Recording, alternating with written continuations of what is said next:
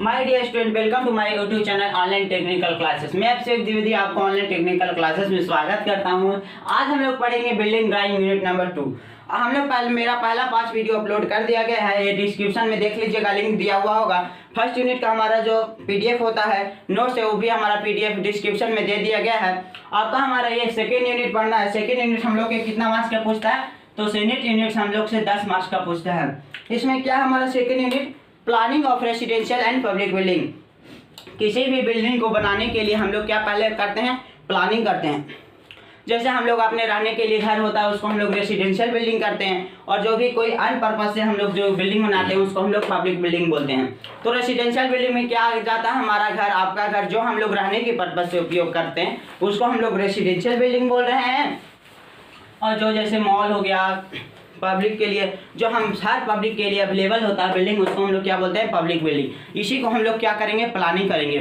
First unit हम लोग क्या पढ़े थे, फर्स्ट यूनिट में हम लोग पढ़े थे कन्वेंशन, जो कि एग्जाम अभी से ओनली फॉर 5 नंबर का पूछता है ऑब्जेक्टिव। हमारा सेकेंड यूनिट है जो हमारा यहाँ पे 10 से 12 मार्क्स का पूछता है। यहाँ से 3-4 ऑब्जेक्टिव पूछते हैं और एक 10 नंबर का श्योर होता है कि क्या पूछता है, लाइन प्लान। किसी भी बिल्डिंग या पब्लिक या रेसिडेंशियल बिल्डिंग का आपको क्या पूछेगा, लाइन प्लान। इसमें ना आपको दिया रहेगा डायमेंशन ना कुछ। हमारा लाइन प्लान क्या होता है, एक रफ स्केच होता है। कोई भी रेसिडेंशियल एंड पब्लिक बिल्डिंग का हमारा क्या होता है, रफ स्केच को हम लोग बोलते हैं planning of residential and public building.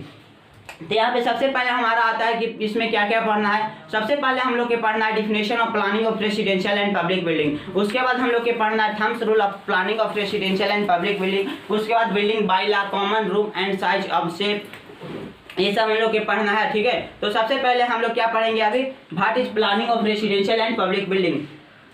The site selection of the building of residential and public building is known as planning of residential and public building. The process in which the site selection for residential and public building is known as planning of residential and public building. किसी को building बनाने के लिए हम लोग के सबसे पहले क्या हमारा जरूरी होता है, लैंड जरूरी होता है। जब हमारे पास जमीन रहेगा तभी हम तो क्या करेंगे, planning of residential and public building. किसी भी बिल्डिंग को हम लोग प्लानिंग कम करेंगे जब हमारे पास क्या, जमीन अवेलेबल होगा। जो हमारे पास अर्थ होता है वो हमारे पास लैंड अवेलेबल होगा। इसीलिए साइट, उसको हम लोग टेक्निकल वर्ड में क्या बोलते हैं, लैंड को हम लोग साइट बोलते हैं। तो अगर हम लोग के सबसे पहले क्या साइट सिलेक्शन करना होगा, हमारा साइट कहाँ पे होगा। और साइट सिलेक्शन सबसे पहले किस चीज पर डिपेंड करता है, तो हमारा जो साइट सिलेक्शन डिपेंड होता है फंड पर। अगर हमारे पास फंड आया है किसी भी पब्लिक बिल्डिंग बनाने के लिए, मान लीजिए हमारे पास स्कूल बनाने के लिए आया कि आपको स्कूल बनाना है, ठीक है। तो उसके लिए हमारे पास फंड आया 5 करोड़। अब आप लोग 10 करोड़ का जमीन किन के अपने घर से तो नहीं बनाइएगा। इसके लिए सबसे पहले क्या होता है, फंड होता है। हमारा जो बेसिक इसका डिपेंड करता है फंड पे, हमारा फंड पे डिपेंड करता है। किसी भी प्लानिंग करने के लिए, किसी भी प्रकार के बिल्डिंग को प्लानिंग करने के लिए सबसे ज़्यादा इंपॉर्टेंट, सबसे बेसिक हमारा क्या है, तो फंड है। कितना रुपया आपको दिया गया है किसी भी बिल्डिंग बनाने के लिए, उसी के हिसाब से आपको ज़मीन किनना है, प्लानिंग करना है। आपके पास मान लीजिए हम या आप अपना घर बना रहे हैं, ठीक है। उसके बाद आपके पास आप पैसा बचाते आप बचाएं, मान लीजिए आपके पास 2 करोड़ रुपया हुआ। उसके बाद आप सोचे हमको घर बनाना है, प्लानिंग किए, तो उसमें आप क्या सोचिएगा, हमको पटना में या गया में ज़मीन किनना होगा, इतना हमको खर्चा लगेगा, इतना मिस्त्री लेगा, इतना इंजीनियर लेंगे। तो इसको क्या होता है, हमारा प्लानिंग। और आप यहाँ कीजिएगा 2 करोड़ आपके पास पैसा है, आप जाइएगा हमको मुंबई में सबसे पहले ज़मीन लेना है, जितना का पैसा ना उतना का ज़मीन ले लीजिए आप, फिर बनाइएगा कहाँ से, ज़मीन लेके छोड़ दीजिए, ठीक है। इससे क्या होता है हमारा, तो सबसे पहले हम लोग प्लानिंग कर लेते हैं। क्या प्लानिंग हमारे करने से क्या फ़ायदा होता है, हम लोग पूरा ओवरव्यू जान लेते हैं, हम लोग को कितना खर्चा होगा, क्या करने में क्या नहीं करने में। इसलिए हम लोग क्या पहले करते हैं, planning for residential and public building. ये किस पे डिपेंड करता है, तो फंड पे डिपेंड करता है कि आपके पास फंड कितना है। जितना फंड रहेगा उतना ही आप लोग कर सकते हैं। हमारा एक क्या रूल पढ़ना है, थम्स रूल पढ़ना है। Thumbs rule for planning of residential and public building.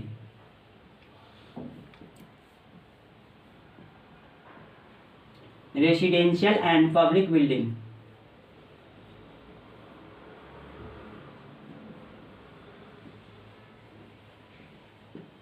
हमारा क्या पढ़ना है, थम्स रूल पढ़ना है। किसी भी रेसिडेंशियल या पब्लिक बिल्डिंग को प्लानिंग करने के लिए क्या रूल हमको पढ़ना है, तो हमारा पढ़ना है यहाँ पे थम्स रूल। थम्स रूल कौन दिया है, तो BIS का मतलब आप क्या समझते हैं, ब्यूरो ऑफ इंडियन स्टैंडर्ड। हमारा कुछ ब्यूरो ऑफ इंडियन स्टैंडर्ड का मेंबर होते हैं जो हम लोग के देते हैं थम्स रूल। आप लोग के कौन कौन से रूल फॉलो कर को आप लोग के क्या करना है, प्लानिंग करना है। किसी भी रेसिडेंशियल या पब्लिक बिल्डिंग का आपको क्या करना है, प्लानिंग करना है। तो यहाँ पे कुछ इंपॉर्टेंट रूल होते हैं, उसको आप फॉलो करके आप लोग कीजिएगा, तो आपके पास घर में कोई डिमेरिट नहीं आएगा। मान लिया जाए आप कोई भी रूल को फॉलो नहीं करके, जनरली जो गांव में घर बनाया जाता है अपना टोटली जमीन पर बना दिया जाता है कि मेरा 1 फीट इधर उधर नहीं होना चाहिए, लेकिन ऐसा नहीं है। वो क्या, थम्स रूल, बिल्डिंग बाइला, जितना भी हमारा रूल बोलता है BIS, bureau of Indian standard, वो सब गलत है। वैसे हम लोग के घर नहीं बनाया जाता। अगर गवर्नमेंट चाहेगी तो आपका घर को क्या तोड़ सकता है, ठीक है। जब आप BIS या बिल्डिंग बाइला का रूल फॉलो नहीं करके बनाइएगा घर, तो आपको क्या करेगा, BIS के अंतर्गत आपको बिल्डिंग को क्या कर सकता है, तोड़ सकता है। आप अपने जमीन में बनाए बिल्डिंग, फिर भी आपका जमीन वो बिल्डिंग को तोड़ सकता है और उसका कोई आपको पैसा भी नहीं मिलेगा। लेकिन अगर आप BIS, bureau of Indian standard के तहत आप घर बनाए हैं और उसको कोई ज़रूरत पड़ गया, आपको बिल्डिंग तोड़ दिया, तो आपको जितना आपका रेट है वहाँ पे घर का, उससे 4 से 5 गुना पैसा देता है, ठीक है। तो यहाँ पे हम लोग क्या करेंगे, थम्स रूल को फॉलो करते हुए किसी भी रेसिडेंशियल या पब्लिक बिल्डिंग का हम लोग क्या करेंगे, प्लानिंग करेंगे।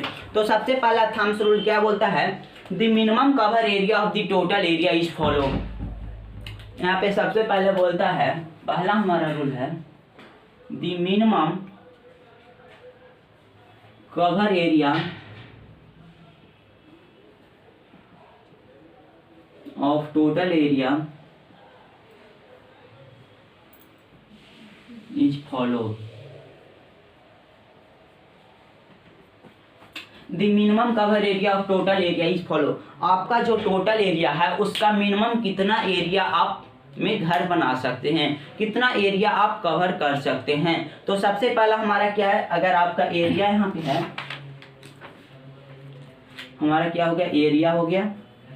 ये जो हमारा टॉपिक है जो ऑब्जेक्टिव ऑफ व्यू से ज़्यादा इंपॉर्टेंट है, क्योंकि एग्जाम ऑफ व्यू जो हमारा इंपॉर्टेंट है, तो इससे क्या पूछेगा, ऑब्जेक्टिव पूछता है। कोई ऐसा साल नहीं है जिससे यहाँ पे ऑब्जेक्टिव मिस किया है, 1 या 2 ऑब्जेक्टिव यहाँ से पूछ ही देता है। तो मिनिमम यहाँ पे हमारा एरिया हो गया, यहाँ पे क्या हुआ, कवर एरिया। एरिया किस में हम लोग जानेंगे, परसेंट में जानेंगे, ठीक है। तो हमारा उतना हम लोग एरिया कवर करेंगे टोटल एरिया का, किसके द्वारा ये बताया गया है, तो BIS बताया गया है। अगर आपका area less than 200 metre square, अगर आपका जो एरिया है टोटल एरिया जो आपका लेस देन 200 मीटर स्क्वायर से कम है, तो आप कितना कवर कर सकते हैं, तो आप 60%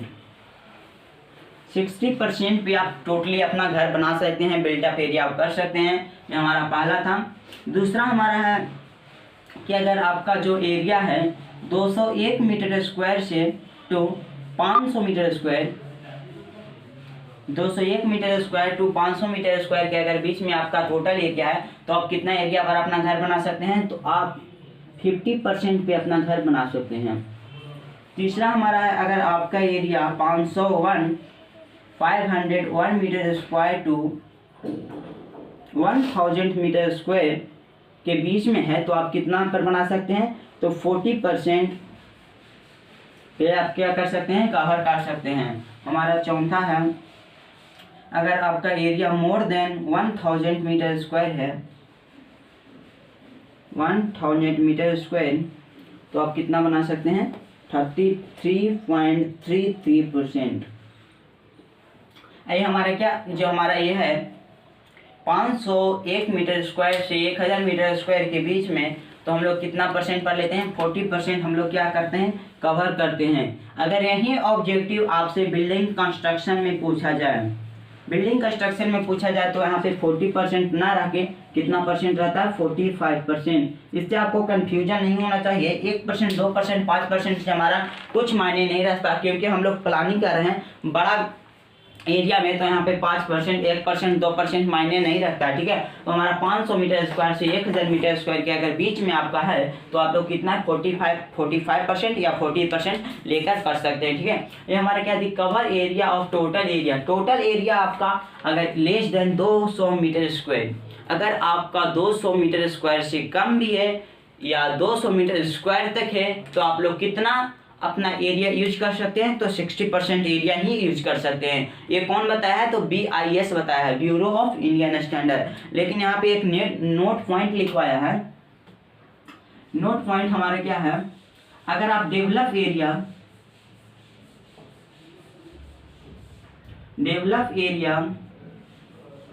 और सिटी में अगर आप लोग कर रहे हैं, सिटी या और टाउन में जहाँ पे डेवलप है, तो आप लोग क्या कर सकते हैं, cover area is not less than 66% of total area. ये जानकारी, आप एक इंजीनियर बनने वाले हैं, सिविल इंजीनियर, तो आपका ये जानकारी मस्ट इंपॉर्टेंट है। लेकिन अगर ये आप सिर्फ पढ़िएगा एग्जाम ऑब्जेक्टिव से, तो यहाँ पे क्या सिर्फ ऑब्जेक्टिव से पूछा जाता है। लेकिन आप एक सिविल इंजीनियर बनने जा रहे हैं तो आपके लिए ये बहुत ज़रूरी है। कोई बोला सर मेरा घर का नक्शा निकालना है, आप लोग पढ़ रहे हैं, आपके गांव घर में सब जान रहे होंगे कि हम इसका जो वो है जो सिविल इंजीनियर बनने जा रहा है। अगर आप गांव में गए तो कोई इसका घर बन रहा हो, वो पूछा कि हमारा थोड़ा घर का नक्शा निकाल दीजिए या मैप बना दीजिए या प्लान कर दीजिए, तो आप लोग क्या कीजिएगा, आप लोग को पता नहीं रहेगा तो आप लोग पूरा में कर दीजिएगा, इतना हमारा लो जितना है टोटली में बना दिया। लेकिन ये हमारा क्या गलत हो जाएगा। लेकिन गांव देहात में तो ऐसे बनता है, लेकिन ये हमारा नियम के विरुद्ध है। हम लोग नियम फॉलो करते हुए किसी भी बिल्डिंग का प्लानिंग करेंगे, ठीक है। तो अगर आपका area less than 200 metre square से कम है तो आप लोग कितना कर सकते हैं, 60% पे आप लोग पूरा घर बना सकते हैं। अगर दूसरा हमारा क्या है, एरिया अगर हमारा 200 से और 500 के बीच में है तो हम लोग कितना 50% पर हम लोग कवर कर सकते हैं। अगर हमारा एरिया 500 से 1000 के बीच में है तो हम लोग 45 या 40% कवर कर सकते हैं। अगर हमारा area more than 1000 metre square से है तो हम लोग कितना ले सकते हैं, हम लोग 33.33% ले सकते हैं। अगर हम लोग प्लानिंग कर रहे हैं, ठीक है, हम लोग टाउन या सिटी या डेवलप एरिया जहाँ पे ज़्यादा डेवलप है, जैसे पटना, मुंबई, हम लोग डेवलप एरिया में हम लोग क्या कर रहे हैं, प्लानिंग कर रहे हैं, तो यहाँ पे हम लोग क्या ज़मीन वहाँ पे क्या होता है, महंगा होता है। अगर हम लोग एक कट्ठा लिए सब छोड़ ही देंगे तो हमारा घर क्या बनेगा, 1 या 2 रूम बनेगा, वैसा तो बात नहीं है। तो यहाँ पे हमारा क्या होता है, लेस देन 66% से कम नहीं होना चाहिए, नॉट लेस देन 60% पर ऑफ टोटल एरिया। जो आप लोग वहाँ पे कवर एरिया करेगा, जो आप लोग वहाँ पे बनाइएगा, 66% से कम नहीं बनाएगा, ठीक है। तो इसको आप लोग स्क्रीनशॉट लीजिए। अब दूसरा रूल हमारा क्या बोलता है, आप कितना एरिया छोड़ना है। अगर आप क्या कर रहे हैं, planning of residential and public building कर रहे हैं तो कितना एरिया हम लोग के छोड़ना है उसके बारे में। अगर आप बिल्डिंग बना रहे हैं, प्लानिंग कर रहे हैं किसी भी पब्लिक या रेसिडेंशियल बिल्डिंग को, तो फ्रंट में कितना छोड़ना है, बैक में कितना छोड़ना है, साइड में कितना छोड़ना है। मेरा कहने का मतलब है आप लोग प्लानिंग कर रहे हैं तो आगे कितना छोड़ना है आपको, पीछे कितना छोड़ना है और बगल में कितना छोड़ के प्लानिंग कीजिएगा। तो आप लोग BIS या थम्स रूल के अकॉर्डिंग आप लोग चल रहे हैं। तो यहाँ पे सबसे पहले है हमारा, अगर आप दूसरा जो हमारा प्रिंसिपल है, the minimum space should be left, the minimum space should be left. आप लोग मिनिमम कितना स्पेस छोड़ सकते हो। आप लोग प्लानिंग कर रहे हो रेसिडेंशियल एंड पब्लिक बिल्डिंग के थम्स रूल के अकॉर्डिंग, तो आप लोग कितना यहाँ पे एरिया छोड़ सकते हो, जो BIS बताता है, ब्यूरो ऑफ इंडियन स्टैंडर्ड बताता है। तो यहाँ पे हम लोग बताते हैं, अगर आप लोग साइड में 1500 mm, फ्रंट में 3000 mm, बैक में 4500 mm,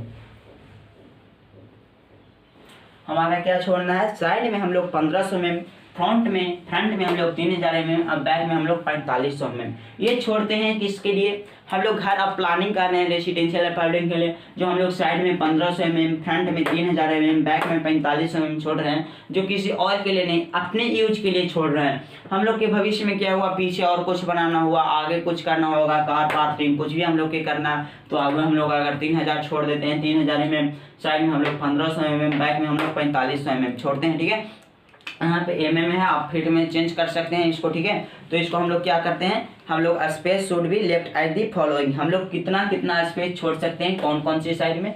अगर साइड की बात किया जाए तो 1500 mm छोड़ना है, फ्रंट की बात किया जाए तो 3000 छोड़ना है, बैक की बात किया जाए तो 4500 mm छोड़ना। ठीक है, लेकिन ऐसा पॉसिबल नहीं है। जितना भी हम लोग, अगर गांव की बात किया जाए तो ये सब पॉसिबल नहीं होता, लेकिन अगर टाउन की बात किया जाए तो ये सब पॉसिबल है। टाउन में आप लोग किसी भी, जो अब नया नया बिल्डिंग बन रहा है, जो सब BIS bureau of Indian standard के रूल या थम्स रूल, हमारा जो है थम्स रूल फॉलो करके ही सब बनाते हैं, क्योंकि अगर वो थम्स रूल फॉलो करके नहीं बनाएगा तो आपको क्या, बिल्डिंग तोड़ भी सकते हैं गवर्नमेंट। ठीक है, तो यहाँ पे हम लोग के साइड में कितना छोड़ना है, 1500। यहाँ से हम बात की जाए, अगर ये आपका हमारा टोटल एरिया है,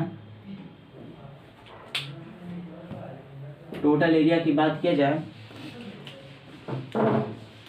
मान लीजिए हमारा क्या टोटल एरिया है, यहाँ पे हम लोग के फ्रंट में, ये हमारा क्या है, मान लीजिए फ्रंट है, हमारा बैक है, ये हमारा साइड है, ये हमारा साइड है, ये हमारा क्या है, टोटल एरिया ये हमारा है। इसमें हम लोग की क्या, बिल्डिंग बनाना है। तो यहाँ पे इसके अकॉर्डिंग हम लोग साइड में कितना छोड़ना है, 1500 mm, और आगे से हमारा 3000 mm, यहाँ 1500 mm छोड़ दिए, यहाँ से 1500 mm छोड़ दिए। फ्रंट से हम लोग के छोड़ना है कितना, 3000 mm छोड़ दिए। पीछे से हम लोग बैक में छोड़ना है 4500 mm छोड़ दिए। इतना हम लोग क्या छोड़ दिए। जो बाकी स्पेस हम लोग बचा, इसमें हम लोग क्या कर सकते हैं, प्लानिंग कर सकते हैं, अपना बिल्टअप एरिया बना सकते हैं। ये इतना स्पेस में, तो यहाँ पे कितना हो सकता है, ये हमारा कितना छोड़े, 4500, 1500 और 3000, सब हमारा क्या, ऑल डायमेंशन इन mm में हम लोग के छोड़ना है। ठीक है, ये हमारा दूसरा रूल हो गया। तीसरा रूल की बात की जाए कि हमारा क्या, एक बिल्डिंग में क्या क्या होना इंपॉर्टेंट है। एक रेसिडेंशियल बिल्डिंग की बात कॉमनली कर रहे हैं, तो एक रेसिडेंशियल बिल्डिंग में हम लोग के क्या क्या होना अनिवार्य है। अगर आप एक सफिशिएंट मात्रा में आप प्लानिंग कर रहे हैं किसी भी बिल्डिंग की, रेसिडेंशियल बिल्डिंग की, तो उसमें क्या क्या होना मस्ट इम्पॉर्टेंट है। Residential building, standard residential building should have, इसमें क्या क्या होना चाहिए हम लोग के, तो ड्राइंग रूम होना चाहिए, हमारा ड्राइंग रूम होना चाहिए। क्या क्या हमारा होना चाहिए, थम्स रूल के अकॉर्डिंग किसी भी स्टैंडर्ड जो हमारा रेसिडेंशियल बिल्डिंग है उसमें हम लोग को क्या क्या होना चाहिए। सबसे पहले हम लोग के ड्राइंग रूम होना चाहिए। आप पूछिएगा ड्राइंग रूम क्या होता है, वैसा रूम जिसमें हम लोग क्या ड्राइंग करते हैं उसको हम लोग क्या ड्राइंग रूम बोलते हैं। इसका जो कॉमन साइज होता है और इसका जो लोकेशन होता है इसके बारे में हम लोग अगला लेक्चर में जानेंगे। इसमें हम लोग क्या जानेंगे, सिर्फ ड्राइंग रूम होता है, लिविंग रूम होता है, बेडरूम होना चाहिए हम लोग के, डाइनिंग रूम होना चाहिए, किचन होना चाहिए, पेंट्राइज होना चाहिए, बाथरूम होना चाहिए, गेस्ट रूम होना चाहिए, फ्रंट बरामदा होना चाहिए और बैक बरामदा होना चाहिए। इतना हमारा क्या होना चाहिए, सफिशिएंट मात्रा में होना चाहिए। इसका नोट्स आपको डिस्क्रिप्शन में मिल जाएगा। उसके बाद हमारा क्या, कारपेट एरिया शुड भी, जो टोटल एरिया का कारपेट एरिया होता है हमारा, जो हमारा तीसरा क्या था, जो कौन कौन सी रूम अनिवार्य होता है बिल्डिंग में। हमारा जो चौथा है जो क्या है, the carpet area,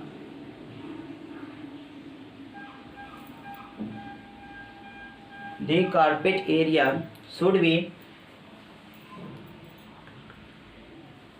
50% to 65% of total area। Total area का 50% to 65% हमारा क्या होता है, तो टोटल एरिया के कारपेट एरिया। आप पूछिएगा सर कारपेट एरिया क्या होता है, तो हमारा कारपेट एरिया क्या होता है, इसके जानने के लिए, कारपेट एरिया जानने के लिए सबसे पहले तो आप इसका स्क्रीनशॉट लीजिए। Carpet area should be 50% to 65% of the total area. Total area का 50 से 65% हमारा क्या होता है, कारपेट एरिया होता है। तो कारपेट एरिया जानने के लिए, कारपेट एरिया जानने के लिए हम लोग के इससे पहले हम लोग के कुछ जानना होगा, हमारा क्या टोटल एरिया क्या होता है, टोटल एरिया या प्लिंथ एरिया।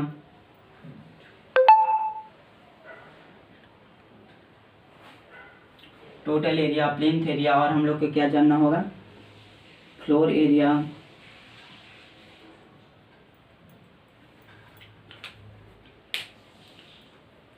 हम लोग क्या जानेंगे, पहले जानेंगे टोटल एरिया, फिर प्लिंथ एरिया, फिर फ्लोर एरिया, उसके बाद हम लोग जानेंगे तो आपको समझ में आएगा कारपेट एरिया क्या होता है, कारपेट एरिया क्या होता है। तो सबसे पहले हम लोग जानेंगे टोटल एरिया। यहाँ पे हम लोग एक फिगर से जानेंगे, सबका डिफाइन पढ़ना हम लोग के नहीं है, फिगर से हम आपको समझा देते हैं। टोटल एरिया, जितना हमारा टोटल एरिया है, मतलब ये हमारा क्या है, टोटल एरिया है, इतना आप लोग के पास जमीन है। ये देखिए यहाँ पे आपको जना दिख रहा होगा, ये हमारा कितना है, टोटल एरिया है। हमारा टोटल एरिया ये है, टोटल एरिया हमारा है। आपके पास 5 बीघा है, 10 बीघा, कुछ भी है, 5 कट्ठा है, आपको घर बनाना है, हमारा टोटल एरिया, जितना आपका जमीन है उसको आप क्या बोल सकते हैं, टोटल एरिया बोल सकते हैं। मतलब जितना आपके पास जमीन है उसको हम क्या बोलते हैं, टोटल एरिया। प्लिंथ एरिया क्या बोलते हैं हमको, प्लिंथ एरिया किसको बोलते हैं, जितना में आप बिल्डअप कर रहे हो,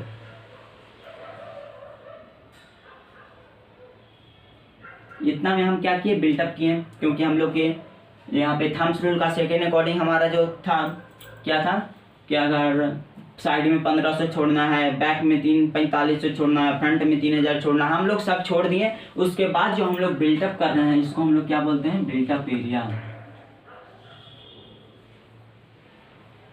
एरिया इसको या बोल सकते हैं हम लोग प्लिंथ एरिया। जो टोटली हमारा जितना में हम लोग बिल्टअप कर रहे हैं उसको हम लोग क्या, जितना में हम लोग बना रहे हैं उसको हम लोग क्या बोल रहे हैं, प्लिंथ एरिया। फ्लोर एरिया की बात किया जाए, अब हमारा फ्लोर एरिया क्या है, तो जो हमारा ये बाल का थिकनेस है, हम लोग क्या कर रहे हैं, प्लानिंग कर रहे हैं, तो हमारा बाल का कुछ थिकनेस होगा। हमें बताया था सुपर स्ट्रक्चर में बाल का थिकनेस कितना होता है, 300 mm। तो चारों पट्टी हम लोग क्या, बाल के थिकनेस जो हमारा होता है, आउटर बाल या इनर बाल, बाल के हम लोग थिकनेस को क्या करते हैं, इसमें से प्लिंथ एरिया में से हम लोग बाल का थिकनेस कम कर देते हैं। उसको हम लोग प्लिंथ एरिया हमारा मान लीजिए जाए 1000 मीटर स्क्वायर आया, ठीक है। हम लोग क्या निकालना है, प्लिंथ एरिया हम लोग को निकालना है। तो हमारा टोटल प्लिंथ एरिया हमको निकालना कितना है, 1000 मीटर स्क्वायर आया। हम लोग को निकालना फ्लोर एरिया। अगर बाल का एरिया हमारा आया, बाल जो कि पाई एरिया कर रहा है वो हमारा आ गया 200 मीटर स्क्वायर। तो यहाँ से हमारा क्या, फ्लोर एरिया कितना निकलेगा, प्लिंथ एरिया में से हम लोग बाल का जो एरिया होता है उसको घटा देंगे तो हमारा क्या निकलेगा, फ्लोर एरिया निकल जाएगा। हमारा क्या, फ्लोर एरिया हमारा कितना हो गया, तो जो हमारा फ्लोर एरिया हो गया जो 800 मीटर स्क्वायर हो गया, ये हमारा क्या हो गया, फ्लोर एरिया। फ्लोर एरिया के लिए यहाँ से क्या निकलता है, तो जो टोटल एरिया होता है सबसे बड़ा होता है, प्लिंथ एरिया उससे छोटा होता है, और फ्लोर एरिया प्लिंथ एरिया से छोटा होता है, ठीक है। तो हमारा फ्लोर एरिया बराबर क्या हुआ, प्लिंथ एरिया माइनस बाल एरिया। बाल एरिया हमारा जो ऑक्यूपाई कर रहा है बाल, उसको द्वारा जो एरिया गेन कर रहा है उसको हम लोग क्या, प्लिंथ एरिया में से माइनस करेंगे। उसके बाद हमारा क्या निकालेगा, फ्लोर एरिया। अब कारपेट एरिया की बात किया जाए, जो हमारा मेन टॉपिक था हमारा, कारपेट एरिया किसको कहते हैं, तो कारपेट एरिया, फ्लोर एरिया में से वैसा स्पेस को हम लोग रिमूव करेंगे जहाँ पे हम लोग कारपेट नहीं बिछाते हैं। अब पूछिएगा कारपेट माने क्या होता है, कालीन। जो आप लोग शादी ब्याह में देखते होंगे, जो हमारा जहाँ पे जयमाला होता है या जहाँ पे हम लोग डिनर करते हैं या जहाँ पे खिलाया जाता है, उसके नीचे कुछ कालीन हरा हरा या लाल लाल बिछाया जाता है, उसको हम लोग क्या बोलते हैं, कारपेट बोलते हैं, ठीक है। तो फ्लोर एरिया में से कारपेट एरिया को हम लोग जब घटा देंगे उसको हम लोग क्या बोलेंगे, कारपेट एरिया, ठीक है। जहाँ पे हमारा कारपेट नहीं दिया जाएगा उसको हम लोग क्या, फ्लोर एरिया में से क्या करेंगे, माइनस करेंगे। तो कौन कौन सी ऐसी जगह है आप लोग सोचिए जहाँ पे हम लोग कारपेट नहीं देते हैं। किचन में हम लोग कारपेट नहीं देंगे, क्यों, यहाँ पर पानी गिर, हमेशा क्या होता है, हमारा पानी गिरता है। हमारा बाथरूम में पानी गिरता है। दूसरा हमारा स्टेयर केस में हम लोग नहीं देते हैं। डाइनिंग रूम हम जहाँ हम लोग खाना खाते हैं। फिर हमारा क्या, पेंट्राइज जहाँ हम लोग खाना बना कर रखते हैं, पेंट्रीज, उसको में भी हम लोग नहीं करते हैं। तो हमारा कारपेट एरिया बराबर क्या हुआ, floor area minus kitchen, pantries, staircase, dining room और बाथरूम, ये सब जो हमारा एरिया, वहाँ का एरिया जहाँ पे हम लोग कारपेट यूज नहीं करते हैं उसको रिमूव कर देते हैं, उसको हम लोग क्या बोलते हैं, फिर कारपेट एरिया बोलते हैं। ठीक है, तो कारपेट एरिया आपको समझ में आया होगा। Carpet area should be 50% to 65% of the total area. Total area के 50% या 65% हमारा क्या होता है, कारपेट एरिया होता है। आपको समझ में आ गया हो कारपेट एरिया क्या होता है। तो यहाँ पे एक रिलेशन आता है, एग्जाम में आपसे ऐसे पूछ सकता है, जो हमारा प्लिंथ एरिया है, पी से प्लिंथ, ए से एरिया। प्लिंथ एरिया हमारा बड़ा होता है, किससे बड़ा होता है हमारा, तो फ्लोर एरिया से। फ्लोर एरिया हमारा बड़ा होता है कारपेट एरिया से। तो यहाँ पे पूछेगा सबसे छोटा हमारा क्या होता है, तो कारपेट एरिया हमारा सबसे छोटा एरिया होता है।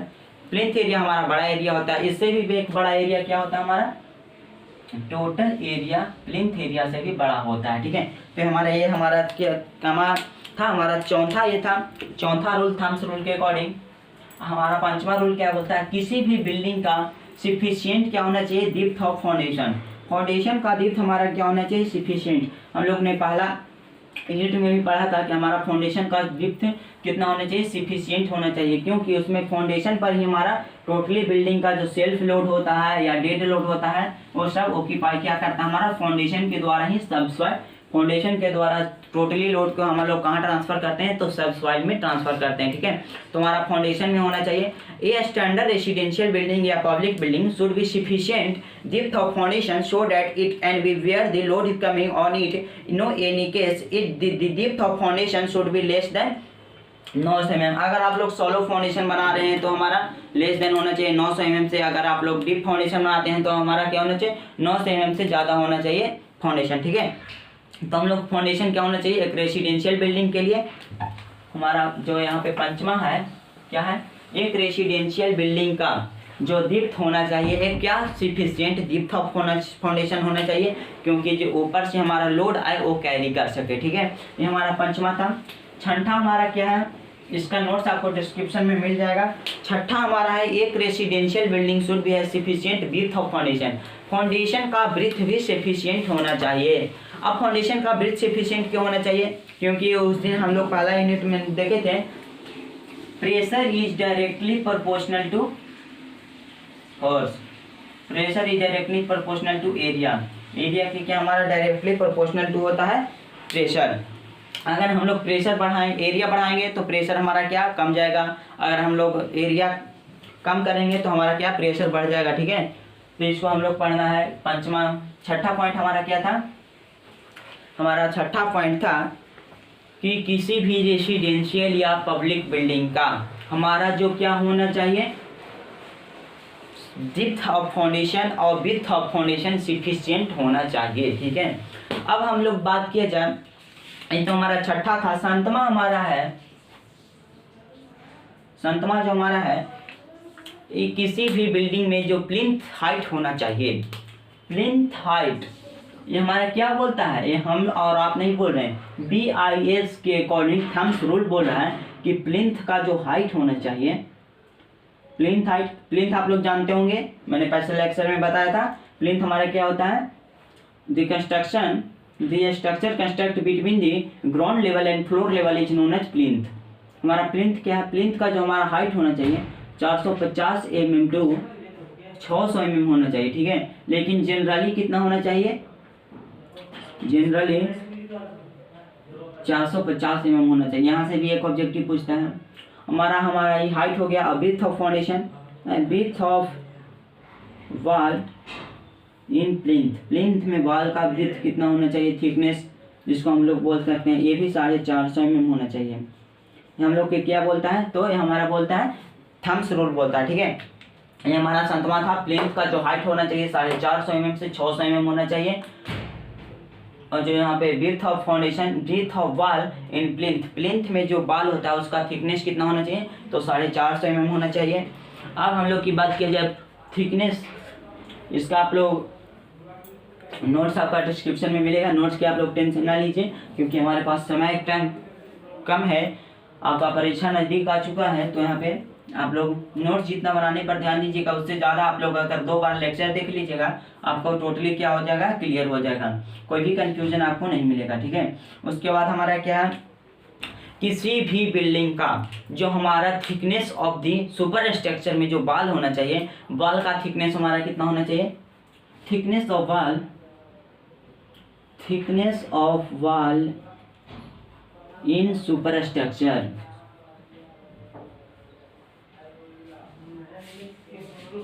सुपर स्ट्रक्चर में बाल का थिकनेस हमारा होना चाहिए वो 300 mm होना चाहिए। 300 mm से हमारा काम नहीं होना चाहिए थिकनेस सुपर स्ट्रक्चर में। ये हमारा क्या था, 8वां था। 9वां की बात किया जाए, हमारा 9वां क्या होता है, लेकिन यहाँ पे एक एक्सेप्शन आता है कि अगर हम लोग क्या सेपरेट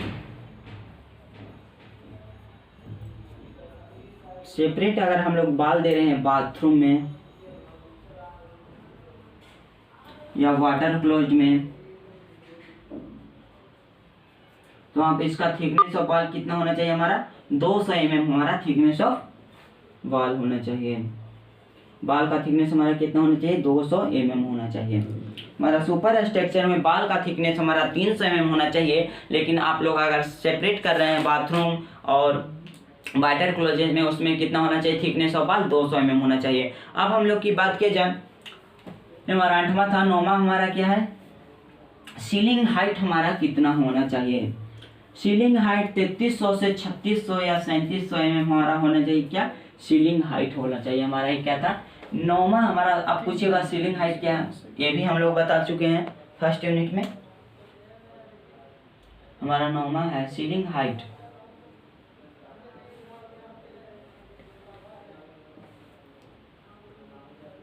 जो हमारा सीलिंग हाइट होना चाहिए 3300 से 3300 mm टू 3700 mm हमारा क्या होना चाहिए, सीलिंग हाइट हमारा 3300 mm से 3600 mm होना चाहिए।